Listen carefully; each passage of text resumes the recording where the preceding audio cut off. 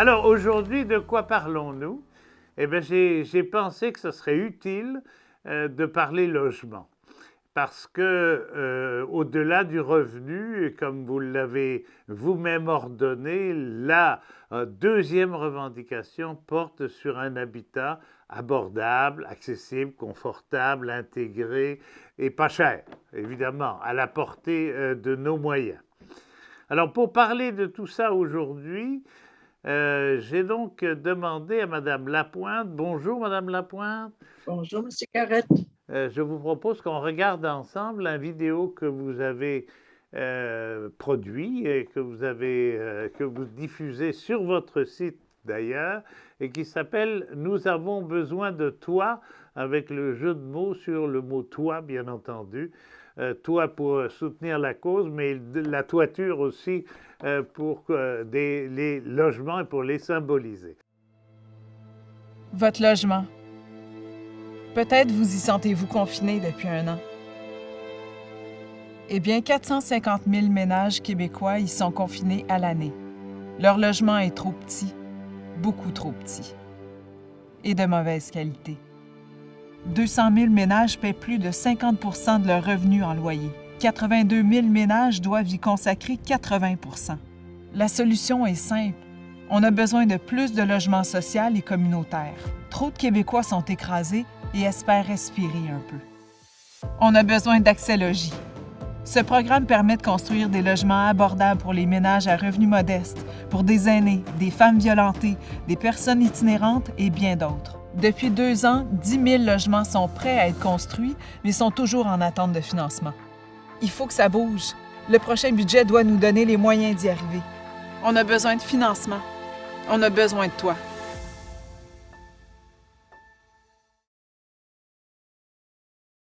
J'aimerais qu'on parle de ça. Pourquoi c'est un phénomène aussi important?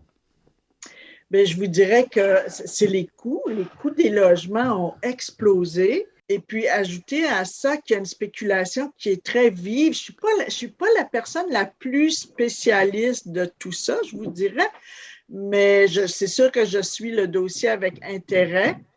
Et il y a l'état des logements qui est problématique également parce que même pour louer des logements en très mauvais état, on peut payer des sommes qui sont vraiment, vraiment, vraiment élevées.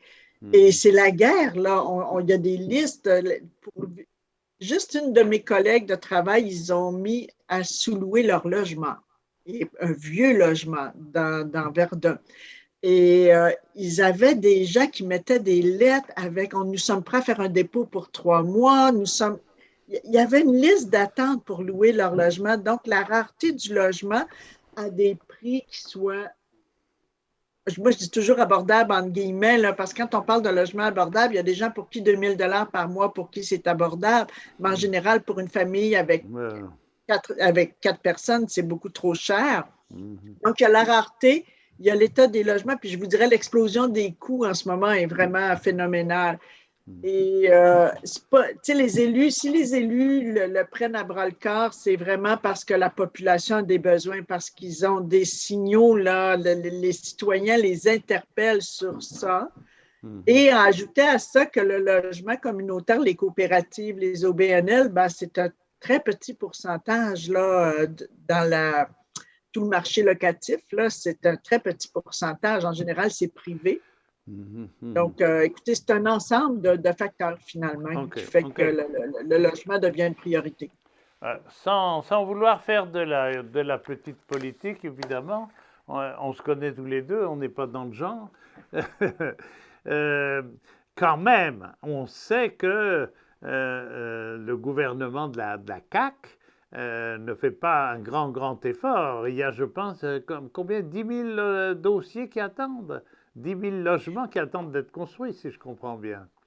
Au niveau de tout ce qu'il y a en projet autour des GRT, parce que là, on parle vraiment du logement communautaire. Et donc, oui, il y aurait comme pour 10 000 logements à construire, mais l'argent n'est pas là, ou l'argent ne descend pas, ou il y a des procédures administratives qui sont très lourdes également.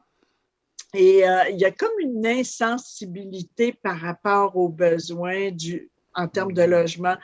sais, je ne peux pas parler pour les élus, là, mais définitivement, il y a une insensibilité. Puis, et par rapport aussi aux personnes qui sont avec des plus faibles revenus, il ne faut pas oublier que ce qu'on appelle les petits salariés, c'est des gens qui travaillent, là. C'est pas des gens C'est pas des itinérants oisifs, sans c'est pas des... emploi.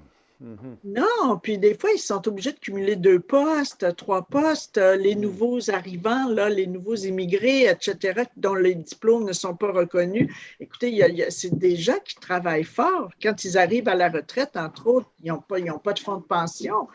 Il y a vraiment une insensibilité par rapport aux ménages à plus modeste revenu. Mhm. Puis pourquoi, là, ça, je ne peux pas l'expliquer. Est-ce que c'est parce que c'est des gens d'affaires habitués quand même à certains revenus? Moi, c'est des questions que je me pose, là, mais l'insensibilité définitivement est là. Oui, autrement dit, l'un des remèdes, c'est pas seulement de trouver des terrains, c'est pas seulement de monter des dossiers, c'est ce qu'on appelle un sursaut citoyen. Il faut qu'il y ait une prise de conscience quelque part. Tout le monde en parle, tout le monde le sait, tout le monde souffre de mauvais logements ou de loyers excessifs ou de la spéculation immobilière. Ou même de l'indifférence des promoteurs privés. On apprenait à l'occasion de la campagne électorale que les promoteurs préféraient payer une espèce d'amende ou de contribution, 28 millions de dollars accumulés par la ville de Montréal, plutôt que de mélanger les gens dont vous venez de parler rapidement et les gens aisés qui ont donc des possibilités d'avoir des condos à 2, 3, 4 000 dollars par mois. Mais écoutez, dans une autre de mes vies, j'ai travaillé pour la Fédération des coops d'habitation de l'île de Montréal. Et j'ai eu à intervenir dans des coopératives où on mélangeait justement, où à côté, on avait des condos très luxueux ou ce qu'on appelle l'inclusion. C'est pas facile parce que les gens, écoutez, il y a vraiment une fracture, là. Il y a une fracture sociale. Les enfants se faisaient crier après de ne pas venir dans la cour des condos. Ouais. Comme si c'était des pestiférés. Non, c'est assez criant comme problème. Et en effet, les promoteurs, c'est tellement lent, l'obtention des budgets et tout, que les promoteurs, entre autres, moi, je ne pense pas que c'est nécessairement, eux autres, ils sont en business, hein, ils font des affaires. Donc, je ne pense pas que c'est la fracture sociale qui les préoccupe comme leur business, vendre les condos, pas avoir de soucis et tout ça. Là, mais puis les procédures, ils sont pris dans des procédures qu'ils ne connaissent pas, hein, en Oui, passant. oui, c'est Donc, ça. Ouais, c'est comme des filières très confortables. On fait des sous, on achète des terrains, on paye ou on est payé, on a des profits, et puis la vie est belle, quoi. C'est un peu ça, hein. puis j'ose pas imaginer, mais je me dis pour eux, probablement que financièrement, ça devient une perte dans leur bilan, donc ils peuvent aller chercher des crédits d'impôt. Écoutez, je ne sais pas, là, je ne suis pas spécialiste, mais en général, un promoteur, quand il perd de l'argent en business, on le déduit de nos revenus. C'est même bon pour nos factures d'impôt. En tout cas, on a des gens qui s'en vont vivre très loin en banlieue. C'est ça. La mère d'une de mes collègues me disait que son fils est rendu à Saint-Basile-le-Grand par rapport à Montréal. C'est quand même pas la porte. Puis, mais il travaille à Montréal. Tu sais, c'est pour pouvoir avoir un loyer où il est capable de nourrir sa famille et tout ça. Tu sais, on appelle ça le taux d'effort. Là. Quand on met plus de 30 de nos revenus dans le logement, ben, financièrement, il va y avoir des problèmes, là, soit à nourrir, habiller et pouvoir se développer. Puis, c'est prouvé, là. Quand on n'est pas capable de subvenir à nos besoins de base, se développer comme individu et avoir une pleine participation citoyenne, c'est impossible.